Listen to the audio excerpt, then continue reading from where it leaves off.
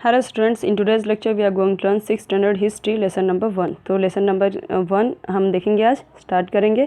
तो नाम क्या है इसका चैप्टर का? द इंडियन सब कॉन्टिनेंट एंड हिस्ट्री। जो इंडियन सब कॉन्टिनेंट, कॉन्टिनेंट मीन्स कि जो प्लेस है जहाँ पे इंडिया एग्जिस्ट करती है, जहाँ पे इंडिया है, उस जगह को क्या बोलते हैं? सब कॉन्टिनेंट। ओके, तो कॉन्टिनेंट मतलब कि मेन क्या है? कॉन्टिनेंट, जो कि हमें पता है 7 कॉन्टिनेंट है अलग अलग। तो हमारा एशिया कॉन्टिनेंट है, फिर उसका सब कॉन्टिनेंट जहाँ पे हम रह रहे हैं, इंडियन सब कॉन्टिनेंट, उसके बारे में हम पढ़ेंगे और उसकी हिस्ट्री क्या है वो देखेंगे।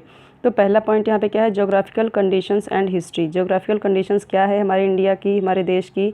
ज्योग्राफिकल कंडीशंस ये हो सकता है मतलब ये है कि मतलब कि जगह किस तरीके से है और किस तरीके से यहाँ का एनवायरनमेंट है, किस तरीके से यहाँ की कंडीशंस है, उसकी हिस्ट्री क्या है, वो सारी चीज़ें देखेंगे।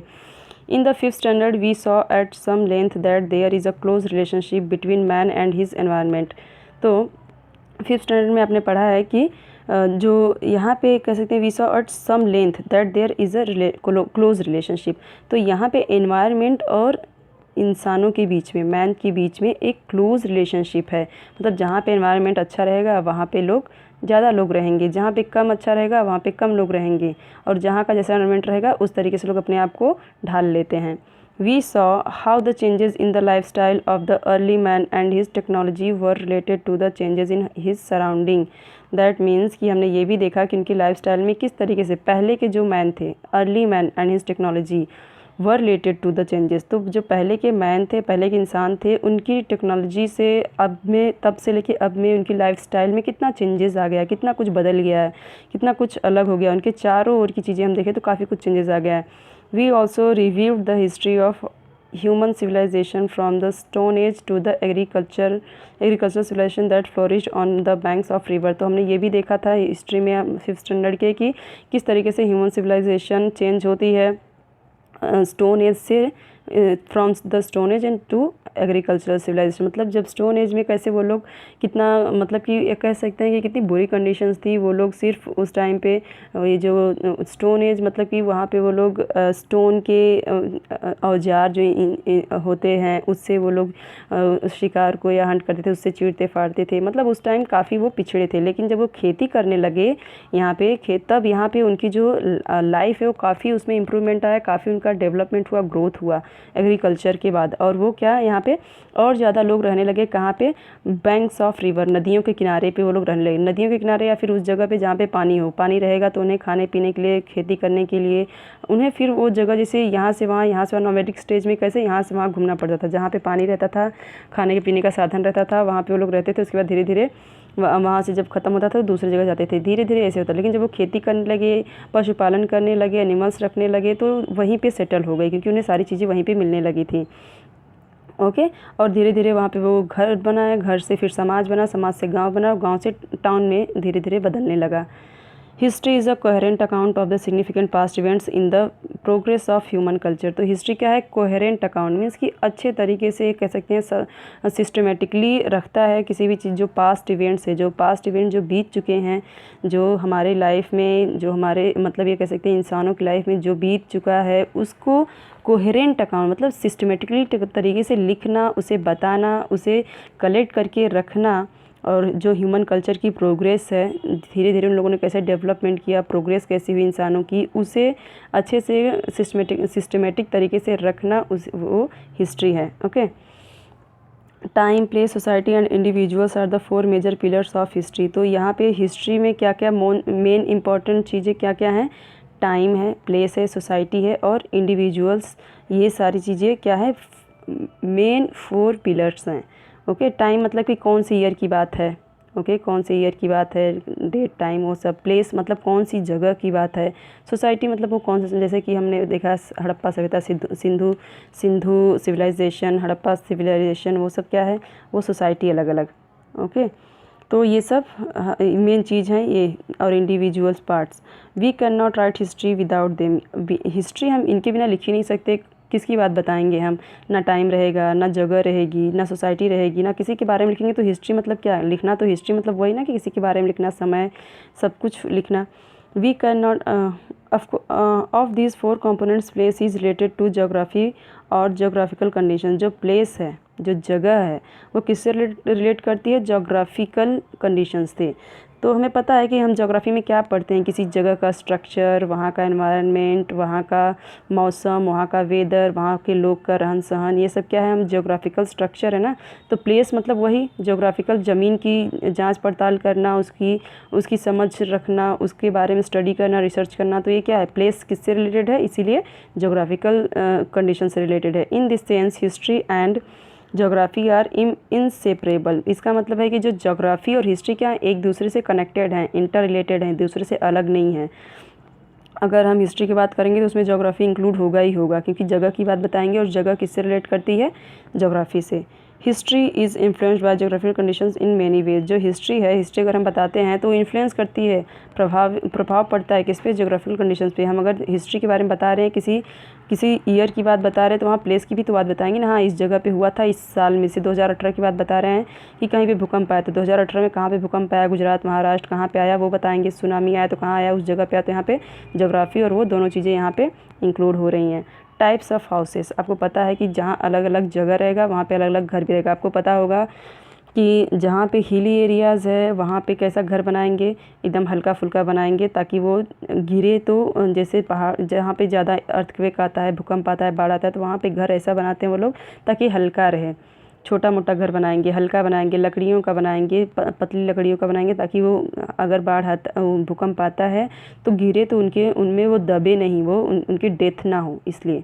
ओके, देखते हैं आपको समझ में आएगा। Our diet, clothing, housing, occupation, in fact all human life in any region depends to a large extent on its geographical characteristics. तो हमारा डाइट मतलब हमारा खान पान, क्लोथिंग कपड़े पहनने का, रहन सहन, हाउसिंग घर कैसा होना चाहिए, हमारा ऑक्यूपेशन हमारा व्यवसाय क्या होता है, इनफैक्ट ऑल ह्यूमन लाइफ जो इंसानों की लाइफ है, जो ज़िंदगी है, वो किस पे डिपेंड करती है?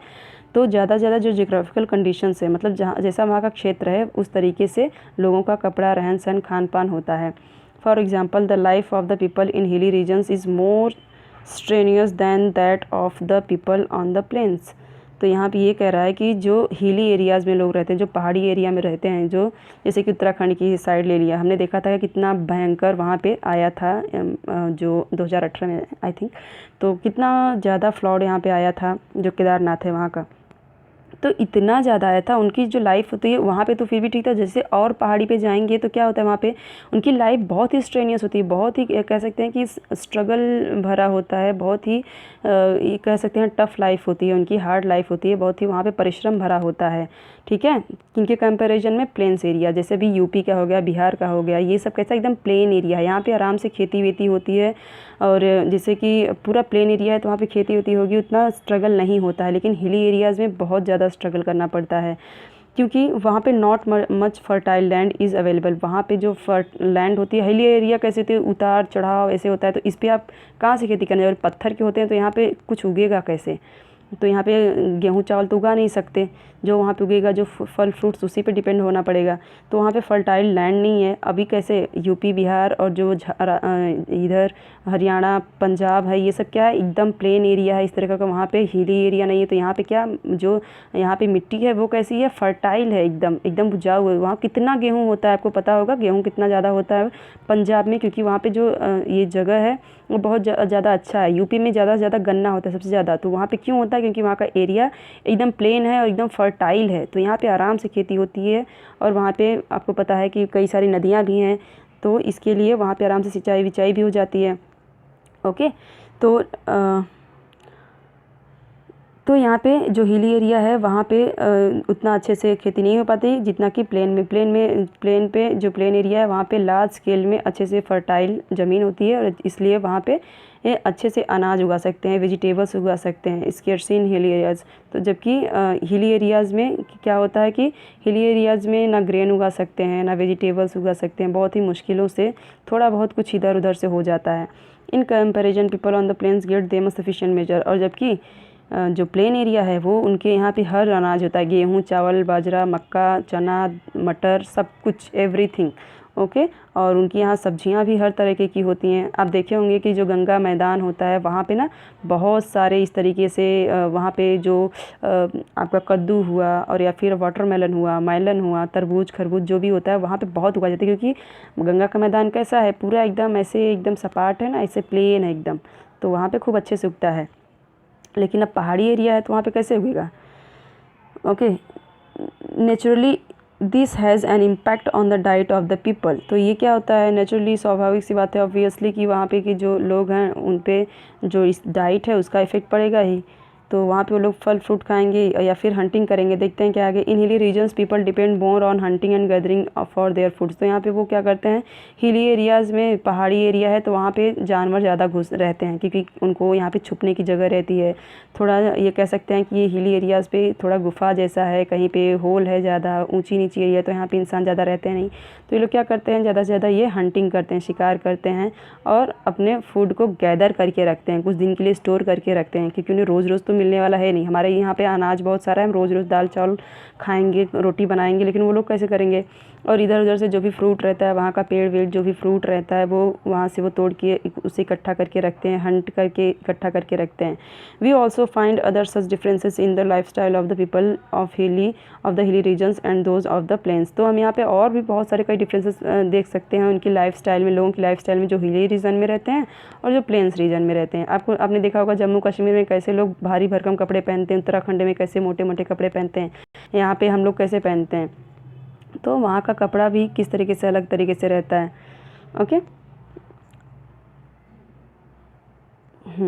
The climate, rainfall, agricultural produce, flora and fauna of the region where we live are the sources of our livelihood. तो जो हमारे जहाँ पे हम रहते हैं, तो हमारे लाइवलीहुड के लिए, हमारे मतलब जीविका रोजी रोटी की क्या ज़रूरी है, जहाँ पे हम रहते हैं वहाँ का क्लाइमेट, वहाँ का वेदर कैसा है, मौसम कैसा है, रेनफॉल कैसा है, अच्छी बारिश होती है तो खेत फसल अच्छी होगी। एग्रीकल्चर प्रोड्यूस, जो आप खेती कर रहे हो कितना अच्छा उग रहा है, अगर बहुत फर्टिलाइज़र ज़मीन होगी, बहुत उपजाऊ ज़मीन होगी तो अच्छे से खेती होगी, ज़्यादा से ज़्यादा अनाज उगेंगे। Flora and fauna, flora and fauna मतलब कि फ्लोरा मीन्स की जैसे कि जो प्लांट्स हैं जो यहाँ पे उगते हैं उनसे कितना अच्छा फल फ्रूट्स हमें उगता है। जैसे कि यहाँ पे अभी देखिए महाराष्ट्र या फिर यूपी, बिहार, झारखंड या फिर आपका पंजाब, हरियाणा, यहाँ पे क्या होता है कि आप देखेंगे तो हर तरह का प्लांट्स उगते हैं यहाँ पे। यहाँ पे जैसे कि यहाँ पे देखिए मुंबई में आपको कितना ग्रेप्स मिलते हैं, बनाना और नारंगी, या फिर यहाँ पे जो कोकोनट है कितना ज़्यादा उगता है।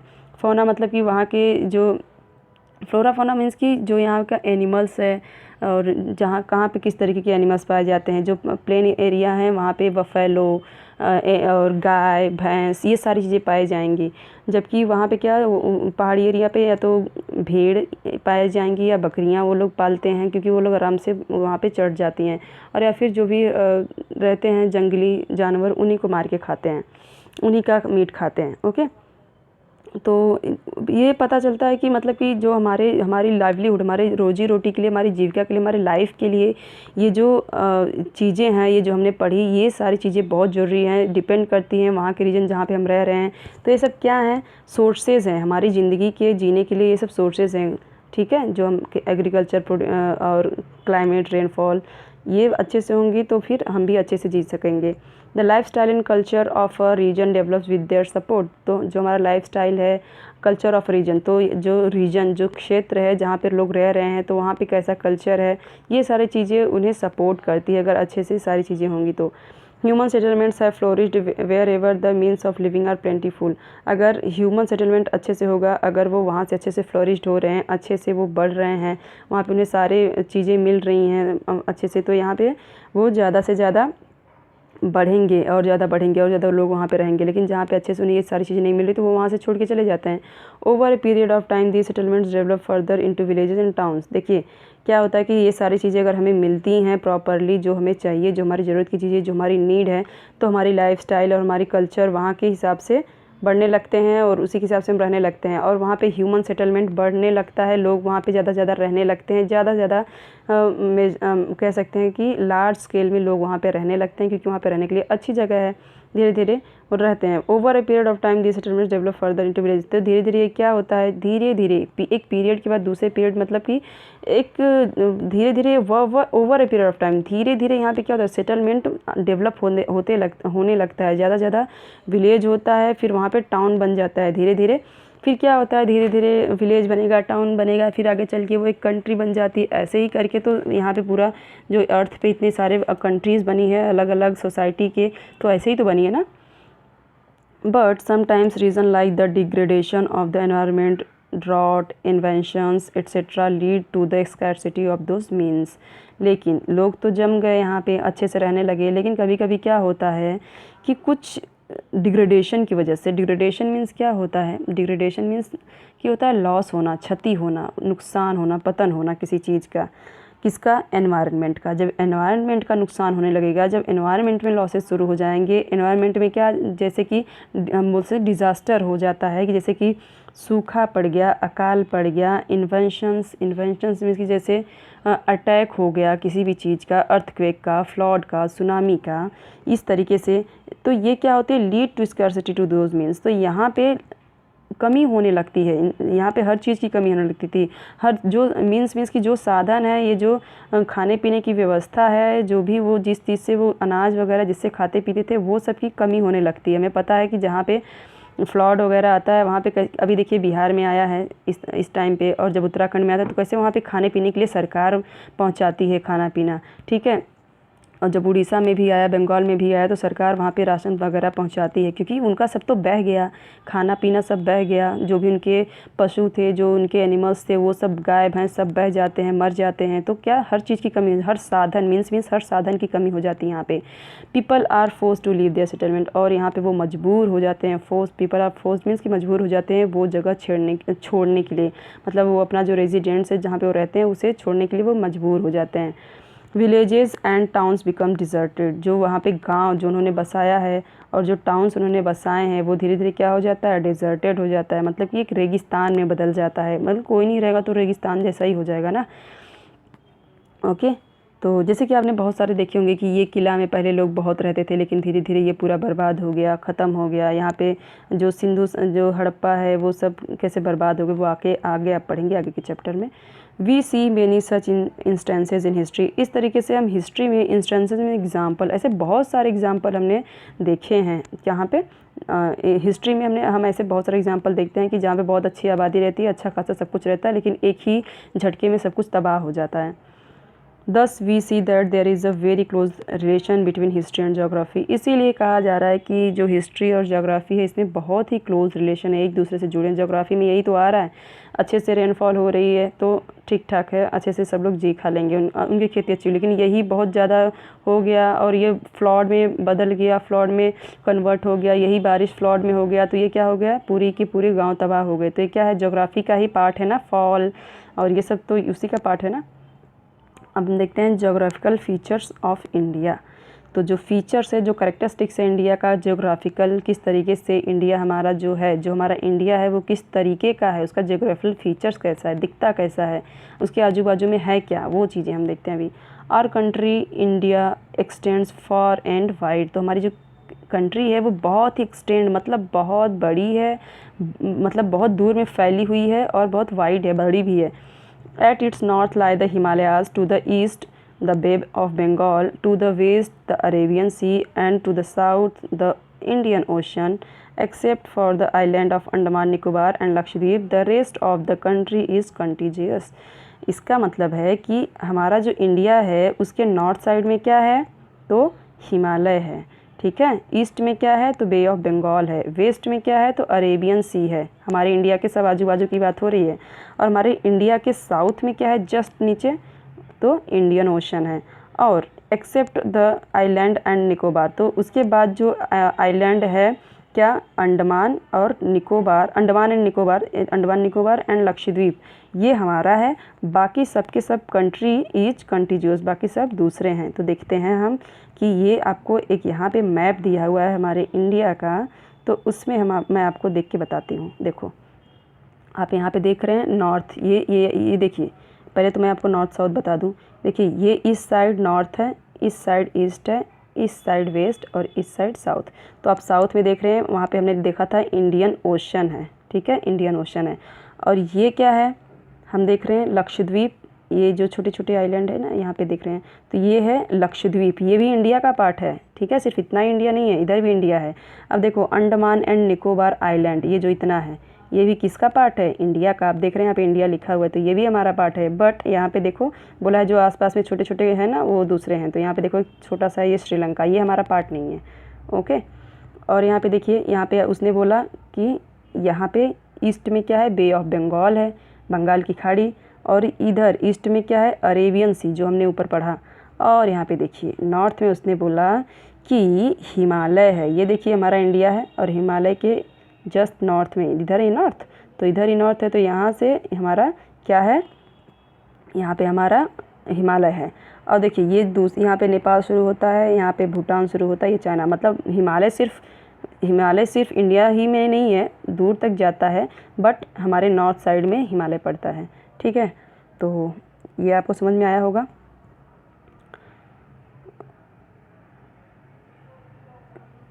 बाकी सब जो दूसरे हैं वो लक्षद्वीप एंड अंडमान निकोबार हमारा है, बाकी सब दूसरों का है, ठीक है, दूसरी कंट्री है। We have to take into account this region henceforth refer to as ancient India. तो इस पे हम क्या मतलब कि ये जो क्षेत्र हैं जो शुरू, ये सब किस में आते हैं, ancient India. When we study the ancient history of India, जब हम एंशियंट हिस्ट्री ऑफ इंडिया पढ़ते हैं तो ये सब किसके पार्ट हैं, ये सारी चीज़ें एंशियंट इंडिया के जो हम पढ़ रहे हैं, ये सब अरेबियन सी वगैरह। तो 1947 before 1970 in today's Pakistan and Bangladesh were also a part of India. तो 1947 जब हमारा देश आज़ाद हुआ उसके पहले जो पाकिस्तान अब का है और जो बांग्लादेश है वो भी किसका पार्ट था, वो भी पार्ट था इंडिया का, ओके। तो मैं आपको बताती हूँ मैप में जाके कि पाकिस्तान कहाँ पे है और बांग्लादेश कहाँ पे है। पहले हम ये पढ़ लेते हैं। The following regions are seen to be important when look at the course of Indian history. तो इसमें हम अभी पढ़ने वाले हैं, ये चैप्टर में आपके द हिमालयाज, प्लेन, सिंधुस, गंगा, ये सारी चीज़ें हम पढ़ेंगे।